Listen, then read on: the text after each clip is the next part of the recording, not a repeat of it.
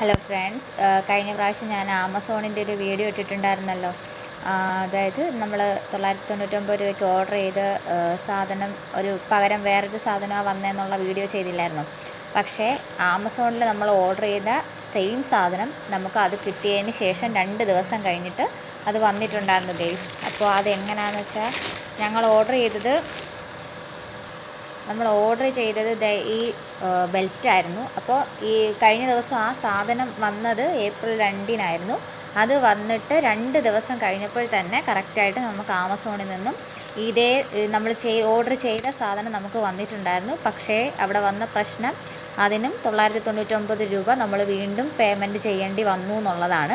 അപ്പോൾ ഇതിൽ എന്തോ ഒരു ഫ്രോഡ് നടക്കുന്നുണ്ടെന്നാണ് എനിക്കിതിൽ പറയാനുള്ളത്. അതായത് നമ്മൾ ഓർഡർ ചെയ്ത സെയിം റേറ്റിനുള്ള സാധനം നമുക്കതിന് തൊട്ട് മുമ്പ് കൊണ്ടുതരും. അപ്പോൾ മുമ്പ് കൊണ്ടുതരുമ്പോൾ നമ്മൾ വിചാരിക്കും നമ്മൾ ഓർഡർ ചെയ്ത ആ സാധനമാണല്ലോ വന്നത് എന്ന് വിചാരിച്ച് നമ്മൾ എന്ത് ചെയ്യും, അത് വാങ്ങിക്കും.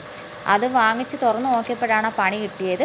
പക്ഷേ 2 ദിവസം കഴിഞ്ഞപ്പോൾ കറക്റ്റായിട്ട് നമുക്ക് ആമസോണിൽ നിന്ന് നമ്മൾ ഓർഡർ ചെയ്ത സാധനം വീണ്ടും 999 രൂപ കൊടുത്ത് നമ്മൾ വീണ്ടും വാങ്ങിക്കേണ്ടി വന്നു.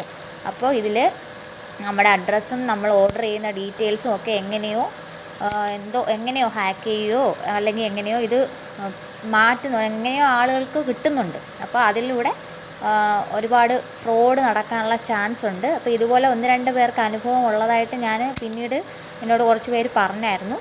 അപ്പോൾ അത് നിങ്ങൾ സൂക്ഷിക്കണം. എന്ത് സാധനം കിട്ടിയാലും നമ്മൾ ഓർഡർ ചെയ്തതാണോ എന്ന് വാങ്ങിച്ച് തുറന്ന് നോക്കിയതിന് ശേഷം മാത്രം നമ്മൾ വാങ്ങിക്കാനായിട്ട് ശ്രദ്ധിക്കുക കേട്ടോ.